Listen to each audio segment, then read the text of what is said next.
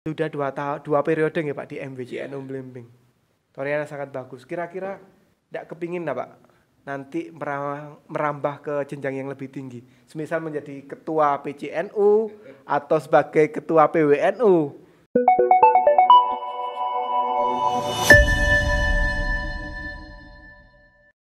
Transformasi media juang menuju generasi pemuda digital. Dari studio Raden Intan 103 kami persembahkan Anspi Production. Assalamualaikum warahmatullahi wabarakatuh. Pada malam hari ini kita akan kedatangan tamu yang sangat istimewa. Beliau adalah Bapak Ahmad Romdon SPDI. Selamat datang Pak Romdon. Selamat datang.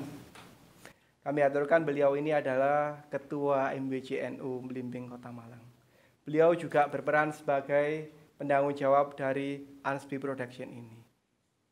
Bagaimana Pak Romdon? Kira-kira apa sih harapan dari Pak Romdon terkait adanya podcast yang diselenggarakan oleh Anspi Production ini, Pak?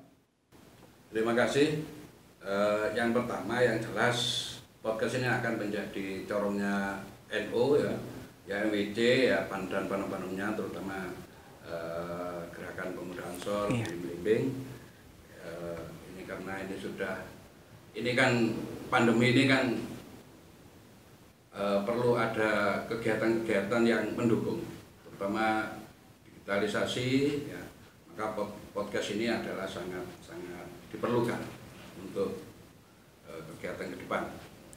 Oke, kira-kira selain mengadakan podcast ini apa lagi Pak yang bisa diselenggarakan oleh Anspi Production? Mengingat di saat ini terkait dengan digitalisasi yang sudah sangat tinggi sekali, apalagi kita sudah merambah pada generasi 5.0. Apa saja nanti yang kedepannya akan diselenggarakan oleh Anspi selain mengadakan podcast ini dan juga terkait media-media lain yang sudah diselenggarakan oleh MWCNU Blimbing sendiri?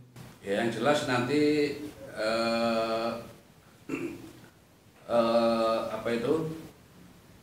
akan menjadi corongnya MWC, corongnya GP Ansor, kemudian termasuk nanti kreatif dari sahabat-sahabat itu kan bisa ditampilkan di sini sehingga terutama informasi-informasi yang sangat penting, misalnya walaupun dari cabang misalnya dari MWC itu bisa disampaikan langsung secara online gitu.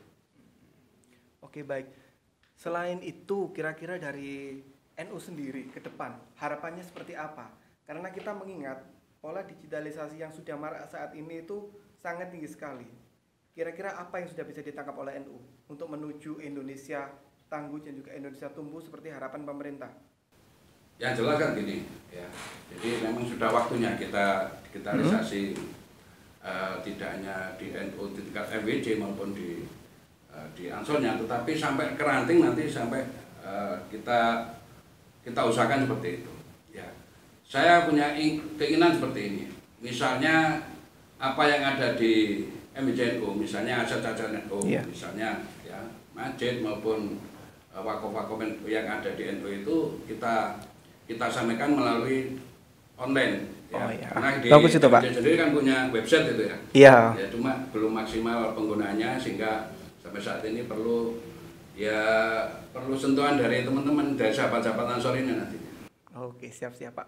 Jadi memang perlu sekali Pak ya kreativitas dan juga inovasi dari sahabat-sahabat yang juga mendukung kinerja dari MWCNU dan juga NU itu sendiri. Terkait itu sendiri Pak, di dalam pandemi seperti ini, di samping kita mengadakan kegiatan secara daring, karena memang kita terbatas sekali ya Pak ya, apalagi di kita sendiri di Indonesia, di Pulau Jawa, kita juga masih dalam posisi PPKM sendiri. Kira-kira ada nggak Pak alternatif ke depan untuk menyelesaikan kegiatan MWCNU, kegiatan Panom, kegiatan ranting-ranting NU di masa pandemi ini seperti apa nanti ke depannya? Begini, jadi sebenarnya di masa pandemi ini sebenarnya bukan berarti kita tidak boleh mengadakan kegiatan. Ya. Memang kegiatan-kegiatan yang bersifat show of force, menggunakan orang banyak, mendatangkan orang banyak, mendatangkan jamaah NU, jamaah muslimat itu memang sementara kita tunda atau kita batalkan gitu. Termasuk kegiatan-kegiatan yang selama ini rutin kita lakukan, misalnya peringatan Hari Besar Nasional maupun peringatan Hari Besar Islam, itu kita apa istilahnya ya, kita tiadakan ya. Tetapi bukan berarti terus programnya MWC, programnya Panem itu diberhentikan semua. Kita bisa misalnya seperti kemarin kita mengadakan tahlil misalnya, kita mengadakan pengajian-pengajian, itu kan bisa melalui YouTube, bisa melalui Zoom, bisa melalui apa saja, yang penting tidak sampai kita mengundangkan orang banyak. Kalaupun kita bisa mendatangkan orang banyak, ya kita harus selalu memakai prokes harus kita dahulukan. Oh ya, sebagai informasi juga Pak, kegiatan ini juga sangat mendukung sekali pro kesehatan. Jadi beberapa tim, kru dari kita terutama ketika mengadakan proses produksi ini juga kita sudah melakukan yang namanya pro kesehatan, tes swab dan juga tes antigen, sehingga ke depan ketika kita memproduksi secara luar dengan orang-orang luar, dengan narasumber dari luar, kita juga sangat ingin sekali mendukung pro kesehatan itu dan juga proses vaksinasi secara nasional. Jadi harapan kami ke depan, kegiatan apapun itu kita selalu mendukung program pemerintah yaitu pro kesehatan. Monggo kalau Pak Romdon mau merokok ataupun juga ngopi juga monggo Pak, biar kita lebih enjoy ngobrolnya. Di itu juga kita selalu kampanyekan vaksinasi ya, termasuk ketika kemarin ada program vaksinasi, kita harapkan dari pengurus NU terutama dan anggota NU itu banyak sekali minatnya. Bahkan ini kemarin kita buka ada 50 kesempatan 50 vaksinasi dalam waktu 2 hari sudah penuh. Dan Alhamdulillah nih Pak. Ya, banyak sekali berarti antusiasme Warno. Karena ada lagi ini, insya Allah nanti kita sampaikan juga ke melalui grup ranting NU, Takmir Tahun Masjid, itu insya Allah juga minatnya banyak sekali dari warga. Ya, Alhamdulillah berarti tinggi sekali antusiasme dari warga NU itu sendiri. Di samping itu juga Pak, selain jenengan sebagai ketua MBC, berdasarkan informasi yang kami dapatkan tadi, beliau jenengan juga sebagai ketua KKG MI sekabupaten gitu Pak. Berarti kalau gitu jenengan sebagai ASN. Mulai tahun berapa Pak masuk di ASN itu Pak? Sebenarnya antara KKG dengan ASN nggak ada hubungannya. KKG itu kan kelompok kerja guru. Iya. Jadi memang saya ngurusi KKG itu mulai tahun 2010. Saya menjadi ketua KKG MI Kabupaten Malang 2013 dan sampai sekarang saya diserahi untuk menangani KKG MI se-Kabupaten Malang. Kemudian saya PNS itu KSN, PNS itu Pak? PNS ya? Iya. Ya PNS ya. Saya mulai masuk tahun 2000, jadi sudah 20 tahun lebih. 20 tahun menjadi PNS juga sebagai ketua MWC NU. Orientasi yang sangat menarik sekali. Monggo Pak sambil ngopi sambil ngerokok juga gak apa-apa, kita santai aja. Monggo kalau mau diunjuk dulu. Di samping itu juga Pak, kegiatan jenengan selain sebagai ketua MBC ini nopo Pak? Atau hanya sebagai kewajiban sebagai PNS mengajar dan juga sebagai ketua Tanfidia MBC NU Belimbing? Sebenarnya banyak sekali ya jabatan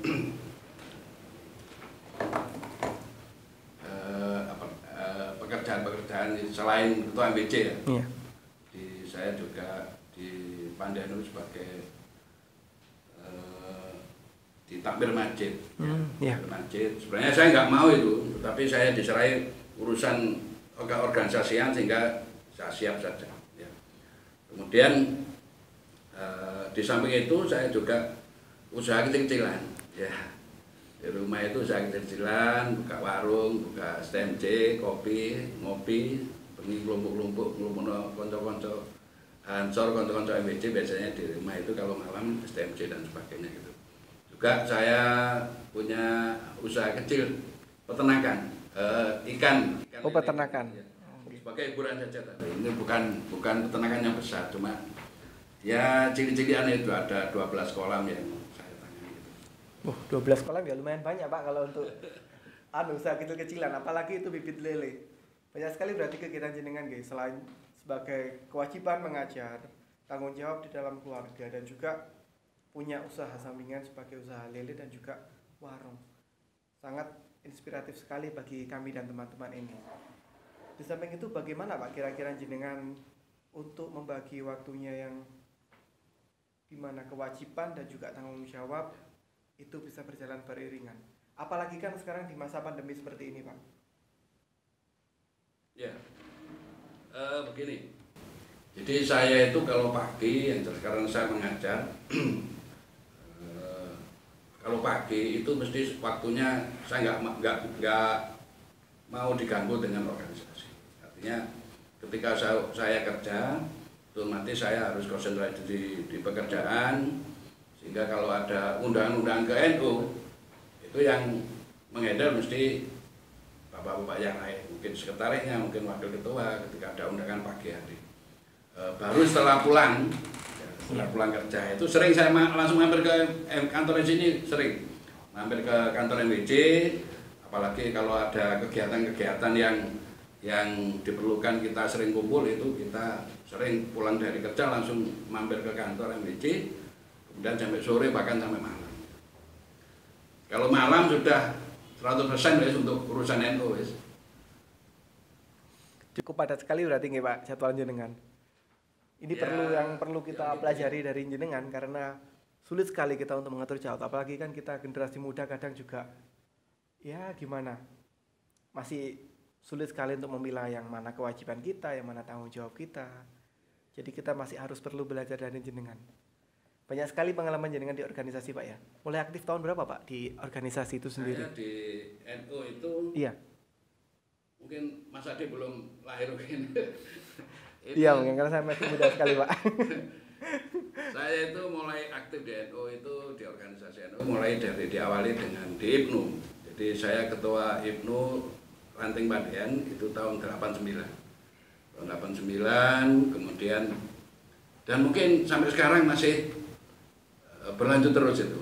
Mulai tahun 89 sampai sekarang sudah berapa tahun berarti ya. Mungkin satu-satunya di MWC itu yang paling lama mungkin ngurusi di organisasi NU terutama. Iya.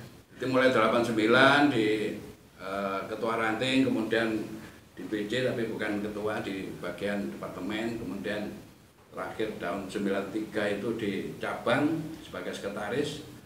Kemudian 95 saya ditunjuk sebagai wakil sekretaris PCNU. Mulai 95. Usia berapa itu Pak sudah masuk di cabang? Usia 95 itu berarti ya usia 29.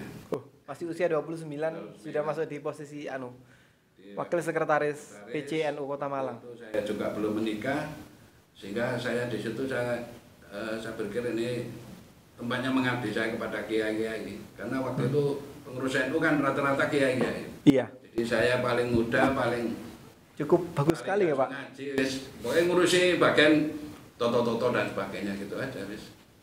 Pada tahun segitu masih sulit sekali untuk mengadakan kegiatan di luar ya, karena masih waktu Orde Baru kan waktu kita itu. Kalau misalnya ngantar undangan itu harus dengan sepeda motor keliling sampai ke Dongkandang dan sebagainya. Sekota Malang digung ya Pak. Kota Malang. Kita turba juga gitu sama kiai-kiai. Biasanya saya disusul itu. Karena saya nggak punya kendaraan waktu itu, saya disusul sama Pak Kiai itu ikut datang ke rumah saya nyusul untuk acara turba, acara kita diundang nanti dan sebagainya. Dari tahun 89 sampai hari ini tahun 2021, beliau sangat istiqomah sekali untuk eksistensi di dalam wadah Nahdlatul Ulama. Nggih Pak? Iya. Mulai tahun 89 sampai sekarang. Gak pedot itu. Tidak putus sama sekali, keistiqomahan yang patut kita contoh sama-sama nggih untuk ya sahabat-sahabat.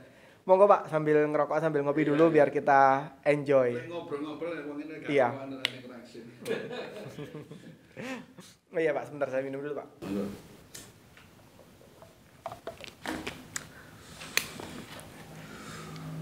Menyambung tentang keistiqomahan di dalam berorganisasi nggih Pak. Beberapa pengurus itu terkadang kan sulit sekali untuk bisa aktif, apalagi dengan jadwal yang sangat padat nih Pak. Itu kira-kira gimana Pak? Apakah perlu adanya sebuah pengingat di dalam diri sendiri, atau ada kiat-kiat khusus dari jenengan supaya nantinya kita, ya sahabat-sahabat, kita generasi pemuda pasti sangat butuh sekali kiat-kiat seperti ini. Keistiqomahan yang patut kita contoh dari 1989 sampai hari ini 2021 beliau aktif mulai di dalam IPNU, Ansor, Ya. pengurus cabang, pengurus majelis wakil cabang. Di partai juga pernah nggih, Pak? Pernah sebentar. Oh, pernah sebentar. Termasuk salah satu deklarator di Kecamatan Blimbing gitu. Jadi saya ada yang salah satu pengurus NU yang ke partai waktu itu kan. Kemudian berdirinya partainya NU, saya ke PKB waktu itu. Saya jadi sekretarisnya di PAC. Sekretaris PAC. Ranting Blimbing itu karena saya yang sudah pernah di PCNU yang tahu ranting-ranting sehingga saya yang harus Turun. ranting satu persatu. Oh, bagus sekali. Perintis deklarator Partai Kebangkitan Bangsa itu tahun 98 ya Pak kalau nggak salah. Dan ya 99 di 99 di, Blimbing, ya. oh di Kota Malang sendiri. Ya cukup bagus sekali memang Pak. Bagaimana Pak kiat-kiat khususnya supaya kita nanti generasi pemuda ya sahabat-sahabat untuk bisa istiqomah seperti Bapak Romton ini. Pripun Pak? Begini, sering saya sampaikan kepada ranting ya, kepada teman-teman MBC itu yang kita sebagai ketua, sebagai pengurus di NU itu ada tiga kriteria, tiga syarat yang harus kita pegang terus-terusan. Yang pertama PKB, jadi pintar, kober dan bener. Ya. Istilah ini sebenarnya saya baca di Google, tapi sekitar tahun berapa itu ya? Ketika awal-awal saya jadi ketua MBC itu, oleh kata-kata. Tahun berapa Pak jenengan jadi ketua MBC? Ketua MBC itu mulai tahun 2011. 2011. Oh itu awal. Sebelumnya Iya. 2006 itu saya sekretaris MBC, kemudian 2011 ranting-ranting mengamanati saya sebagai ketua MBC. Sudah 10 tahun berjalan. Kalau di NU berarti 2 periode ya Pak? 2 periode. Oh iya. Dua periode. Ya, pripun Pak? Gimana? Jadi pinter di sini bukan berarti pinter harus sarjana, harus S1, harus S2. Enggak, ya. Yang dimaksud pinter di sini adalah cepat tanggap gitu ya. Jadi pinter menanggapi permasalahan-permasalahan baik di organisasi maupun di sosial kemasyarakatan. Ya, kemudian yang kedua kober. Kober ini kita sebagai pengurus NU ya, termasuk pengurus Ansor misalnya, ini harus kobernya harus di kober-kober sampai saya istilahkan organisasi NU itu sebagai buju kedua. Ya. Buju kedua gitu maksudnya. Kita harus mengalokasikan waktu dalam 1 minggu, dalam 1 bulan itu kita dalam setiap hari kita harus berpikir. Kita berpikir bagaimana NU ini besar, bagaimana NU ini besar, ya. Maka kita harus selalu mengkoberkan diri, ya. Jangan sampai dari ketua, dari pengurus NU hanya ngurusi pekerjaannya saja. Ya kita harus mengkober-koberkan untuk datang ke kantor. Kalau kita setiap hari datang ke kantor, ketemu konco-konco pengurus, maka kober, pinter dan bener itu di situ maksudnya sesuai dengan anggaran dasar, anggaran rumah tangga, sesuai dengan ajaran Islam Jamaah. Ini mengikuti, benar dan pinternya itu mengikuti. Kalau kita sering ketemu, kita sering komunikasi dengan teman-teman, makanya bahkan di NU itu di MWC itu sering teman-teman saya kumpulkan, nggak harus di kantor, kadang-kadang di warung STMJ, kadang-kadang di warung pangsit itu sering, bahkan supaya apa istilahnya, kerasan aja lah teman-teman di kantor itu. Jadi 3 kiat khusus itu, PKB, pinter, kober, dan juga bener. Yang terpenting adalah kober. Kober itu dalam istilah bahasa Indonesia apa Pak? Menyempatkan ya? Menyempatkan. Karena kesempatan itu tidak akan datang 2 kali. Jadi, di mana ada kesempatan, kita harus maksimalkan. Nanti pinter dan juga benernya itu pasti akan mengikuti. Ngoten nggih Pak? Iya. Oke. Katut dewe. Bagus sekali nih Pak. Ya coba nanti ya sahabat-sahabat akan coba kita obrolkan ulang, kita tanamkan dalam diri kita yaitu pinter, kober, bener di dalam berorganisasi itu sendiri. Sudah 2 periode nggih Pak di MBC NU Blimbing. Toriana sangat bagus. Kira-kira tidak kepingin Pak nanti merambah ke jenjang yang lebih tinggi. Semisal menjadi ketua PCNU atau sebagai ketua PWNU. Ya Pak. Karena kan ya cukup istiqomah sekali jenengan Pak. Dari 89 sampai 2021 istiqomah di dalam NU. Mengabdi di NU. Mengabdi di partainya NU. Ya Pak. Kalau PWNU kemarin ya Marzuki itu ngomong waktu kita ngadakan kegiatan di Arjosari. Iya. Mas Romton nggak iso nyalon ketua PWNU, masalah nggak iso bahasa Duro. Iya Pak. Sama Pak saya juga nggak bisa bahasa Madura. Nggak iso ngomong bahasa Duro. Ini ketua PWNU nggak iso ngomong Duro angel. Dan itu nggak mungkin saya. Iya. Saya ini hanya seorang santri ya. Dan kalau di kota ini kan ya apa Mas Afian?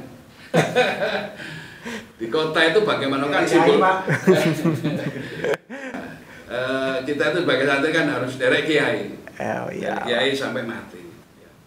Di perintah apapun oleh kiai kita harus manut. Tapi ketika urusan ketua NU cabang, ya saya harus menolak kalau itu. Kenapa Pak kok menolak? Karena ini ketua NU cabang itu kan simbolnya NU Kota Malang. Iya. Ya, ini saya enggak ya harus kiai yang punya pesantren atau kiai yang sudah mumpuni lah segalanya. Oh, diurusi Kota Malang ini. Kota Malang. Kota Malang diurusi. Kiai-kiai yang diurusi, kiai-kiai ulama ini yang diurusi. NU itu berat. Ya. MBC aja sudah promoso keberatan kok kita. Tapi kalau MBC kan masih banyak sekali teman-teman yang bisa mengcover itu semuanya Pak. Apalagi nanti kalau semisal sampai ke cabang, oh itu ternyata sangat bagus Pak. Berangkat dari proses berorganisasi yang cukup tinggi dan juga antusiasme dalam mengabdi di dalam NU itu cukup bagus. Ada nggak Pak nanti pandangan ke depan kira-kira siapa yang pas untuk di posisi?